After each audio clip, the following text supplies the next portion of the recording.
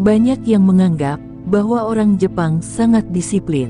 Mereka memiliki pola hidup terbaik di dunia.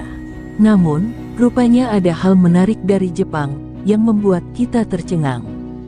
Bahwa benar, Jepang memang beda dengan Indonesia.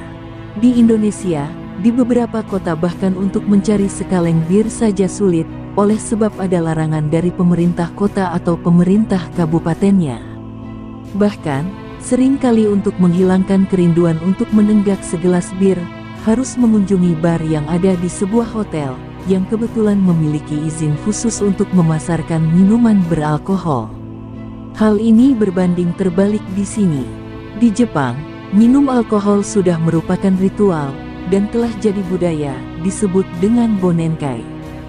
Dalam menjalankan ritual Bonenkai, warga Jepang tidak sekedar membeli minuman, menenggaknya sampai habis lalu pulang setelah puas menikmati minuman.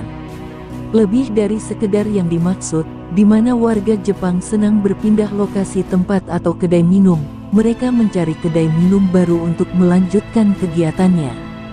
Rata-rata dari warga Jepang, mereka mampu mengunjungi paling tidak 3 kedai minum dalam satu malam. Maka kemudian akibatnya, mereka pulang ke rumah dalam keadaan mabuk berat.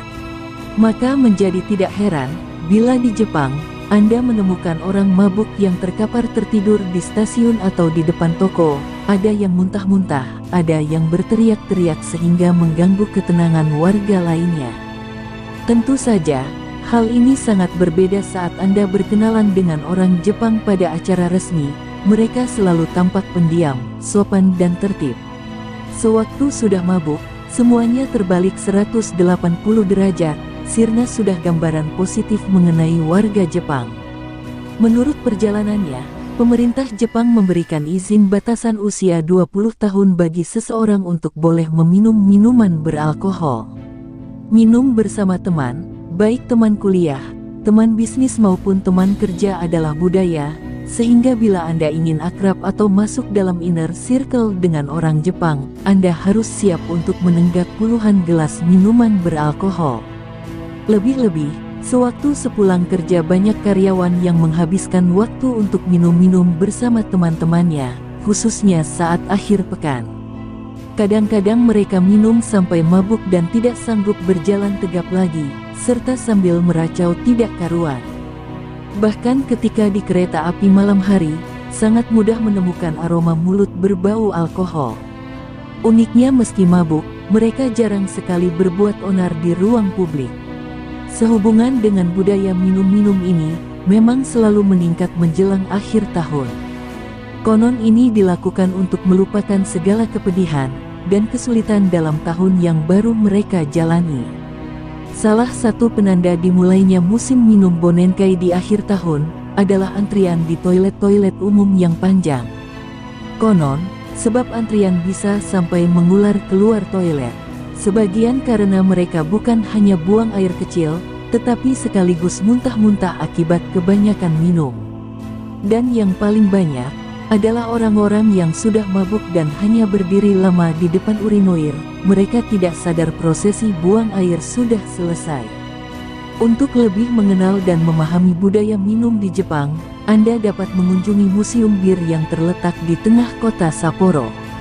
Pada saat museum itu, akan diceritakan bagaimana awal mula berdirinya perusahaan bir, perkembangannya, diprivatisasi menjadi perusahaan swasta sampai bermetamorfosa menjadi perusahaan multinasional kelas dunia. Bahkan, sesudah tur di dalam museum bir, Anda akan mendapat sajian 6 gelas bir Sapporo dalam berbagai varian. Bagi Anda yang belum terbiasa minum alkohol, tentu sangat berat untuk menghabiskan ke-6 gelas bir tersebut. Bisa mabuk, jalan sempoyongan dan meracau sembarangan. Sebaiknya tidak perlu dihabiskan, cukup Anda mencicipi seperlunya, sebagai pengalaman bahwa Anda sudah pernah menikmati aneka varian bir Jepang. Sehubungan dengan itu semua, Shibuya wajib Anda tahu, sebagai tempat spektakuler di Jepang. Shibuya, salah satu kawasan wisata paling populer di Tokyo, Jepang, mengambil langkah untuk mengekang perilaku buruk individu di ruang publik.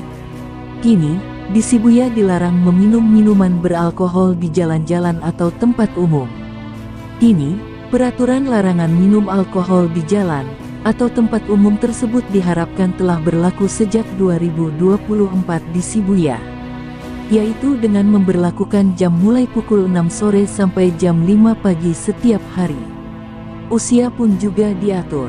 Usia legal untuk meminum minuman beralkohol di Jepang adalah 20 tahun. Kota Shibuya, yang merupakan distrik dengan pemerintahan sendiri di Tokyo, dapat membuat peraturan daerahnya sendiri. Wali Kota Shibuya Ken Hasebe baru-baru ini mengatakan kepada media bahwa pihaknya meningkatkan patroli terkait perilaku buruk individu di tempat umum. Kami telah meningkatkan patroli dan upaya lain selama setahun terakhir, tapi ada orang yang berkata, peraturan mengatakan Anda boleh minum. Bukan, kami ingin menyampaikan maksud dari distrik tersebut, termasuk saat patroli, kami lebih memilih masyarakat menikmati minuman mereka di dalam restoran, kata Ken Hasebe. Kabar tentang larangan ini mungkin tidak mengejutkan bagi warga sekitar.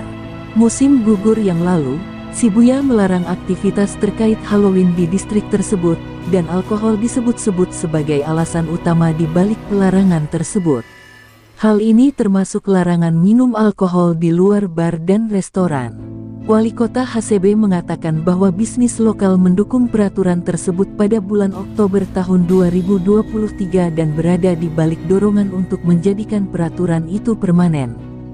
Kerusakan yang disebabkan oleh overtourism menjadi serius, mengakibatkan kerusakan properti akibat minum-minum di jalan, pertengkaran dengan penduduk setempat, dan membuang banyak kaleng dan botol kosong, kata pemerintah kota dalam sebuah pernyataan. Shibuya adalah rumah bagi beberapa atraksi paling populer di ibu kota, termasuk kuil Meiji, Taman Yoyogi, dan Shibuya Crossing, yang diyakini sebagai persimpangan tersibuk di dunia.